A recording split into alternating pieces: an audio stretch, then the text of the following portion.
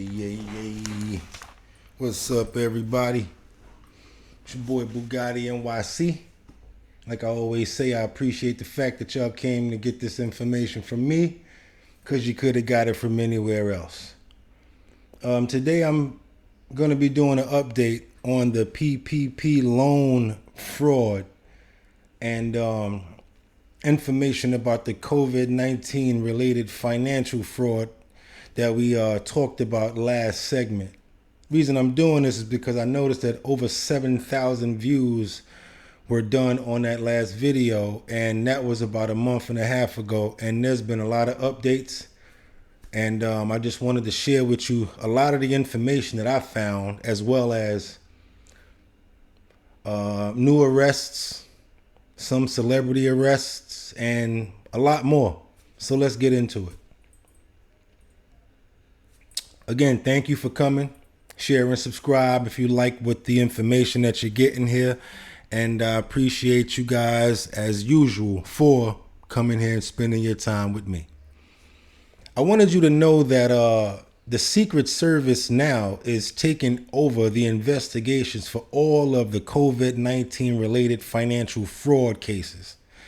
Washington basically let everybody know that, in an effort to investigate all of the fraud that's been exploited throughout the COVID-19 relief fund, that the investigations have resulted in the seizures of millions of dollars and have assisted in the return of approximately $2 billion.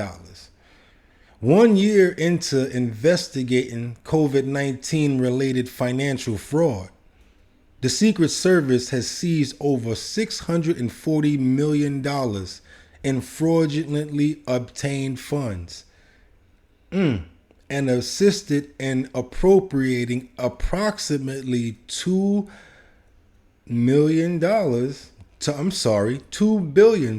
to state unemployment insurance programs.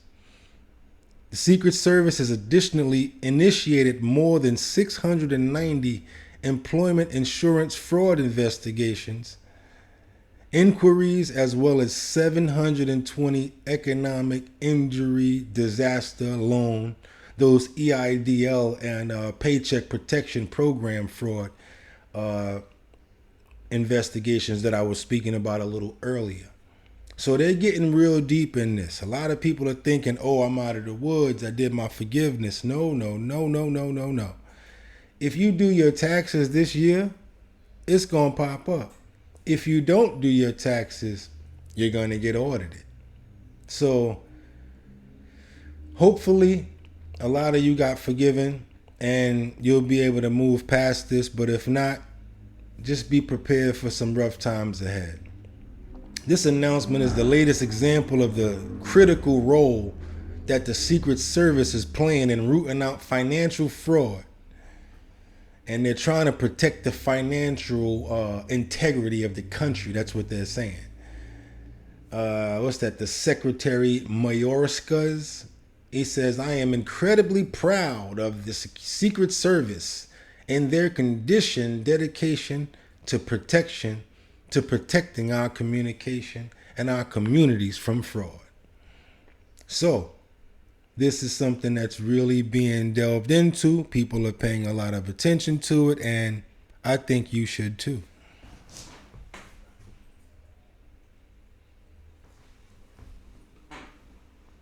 They have a global investigative operations center, and they began to quickly coordinate campaigns to alter any nationwide cyber fraud. So they have now a cyber fraud task force and a private sector group of partners that they have that are trying to attempt to mitigate all of these attempts by criminal elements to defraud taxpayer-funded relief. They say that the amount of unemployment insurance benefits provided in response to COVID-19 pandemic is unprecedented in the history of the nation's unemployment insurance system. But unfortunately, The significant increase in benefits made the program a target for those who are seeking to defraud the government programs. That was said by Larry D. Turner, who's the acting Inspector General of the U.S. Office of Inspector Generals. Now, they're continuously working with the Secret Service and the Department of Justice, and they're going to be looking into all of the unemployment fraud, insurance fraud. They have a task force. They say that they're going to be working vigorously to pursue those who defrauded the unemployment program. So it's going down. Be careful out there, y'all. If y'all had something to do with this or somebody hooked y'all up with it, I hope that you guys are taking the proper precautions in order to safeguard yourself and probably get some legal help for what's coming. In Alexandria, Virginia, Jessica Aber, U.S. Attorney for the East District, said there's an update. They plan to combat and arrest COVID-19 related fraud and Eidl fraud. They charged over 30 defendants with a gross attempt to defraud amounts of $105 million. That's just in Alexandria, Virginia. P.P.P, that's the one where they're looking out for owners who inflated their payroll expenses to obtain larger loans. One case, a NASA employee. Yes, you heard me right. A NASA employee. Andrew Tesner, a senior executive, was sentenced for attempting to acquire $357,000 in PPP relief loans. Eidl loans, disaster loans, they're looking into owners who created shell companies with all these fake names to divert the funds to illegal purposes. They say one illegal fraudster, Joseph Cherry, was sentenced in Virginia for Eidl, PPP fraud, and another loan fraud while he was under federal supervision. Like that wasn't going to pop up. He intended to bilk the government for over $232,000. Unemployment insurance, UI fraud, more than $860 billion. Organized crime groups have been using stolen identities to break into people's mailboxes and cash your check. Or put a claim in your name and know that it's coming, and then break into your mailbox and have a fake ID to cash that check. This one person, Robert Stewart, he lied and said that he was in possession of PPE protective equipment. So the government gave him a $35.1 million contract. He tried to get the money and then go get the PPE stuff. He's under arrest. Economic impact payouts, that's the EDVA. Attempt to financial scam for counterfeit checks. And that's the one where they make identity theft definitions. They make an identity, a credit, an ID card, and act like it's you and go cash your check after they break into the mailbox. Or they send it to a whole nother address because they already have all the information. You got to watch out for the people that actually prepared your paperwork as well. It's not just about the people that just was outright scamming. Because some people say, hey, give me $2,000 or $10,000 and I'll get you all this money. But you didn't even know what was going on and that they were messing you up in the long run. Entertainers, though, this is an extra bonus. Pretty Ricky's Baby Blue. Yeah, he just got federally sentenced to 20 months in jail.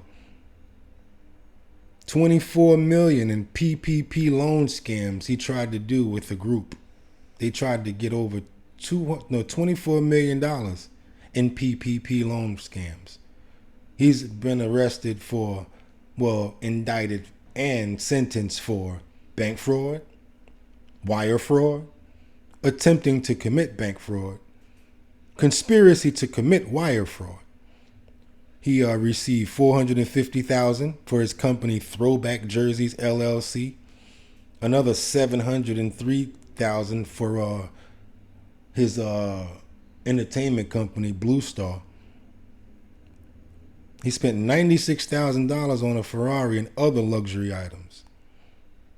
They say the people who set up the paperwork were also arrested and they're going to jail. This is but of just a little bit of the information and the updates as of December the 5th, December the 12th, December the 18th. So be on the lookout out there, and I hope that none of my people that I know, tried to take a quick out and get out. Again, I will link whatever I can find as far as forgiveness applications, forgiveness lawyers, all of that, whatever I can find, I'm going to pool it and put it all in the description. And I pray that this microphone is much clearer so that I can just run this audio right alongside this video, take the other audio that has to do with the camera out, and we can get this really rolling. It's your boy BOOGOTTINYC. And like I always tell you, you could have went anywhere, but you came here to chill with me, and I appreciate you. So the fact that you did, I thank you. Get 'em! Yeah. Share, like, subscribe to the channel.